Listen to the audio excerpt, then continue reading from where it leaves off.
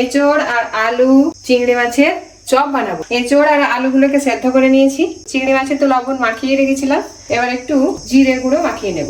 দিয়ে দেবো পেঁয়াজ কুচি। পেঁয়াজগুলো ভাজা হয়ে এসছে, দিয়ে দেবো রসুন বাটা, হলুদ গুঁড়ো, লঙ্কা গুঁড়ো, আদা বাটা, অল্প একটু জল দিয়ে কষিয়ে নেব।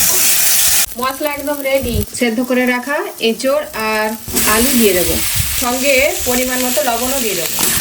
ধনে, জিরে, মৌরি আর গোলমরিচ গুঁড়ো করে নিয়েছি। এই মশলাটাও এর মধ্যে দিয়ে দেবো। অল্প একটু গরম মশলা গুঁড়ো। এঁচোড় আর আলুর পুরটা একদম ঠান্ডা হয়ে গেছে। এবার একটু গোল করে নেবো, নিয়ে এক একটা চিংড়ি মাছ এর মধ্যে দিয়ে বন্ধ করে নেব।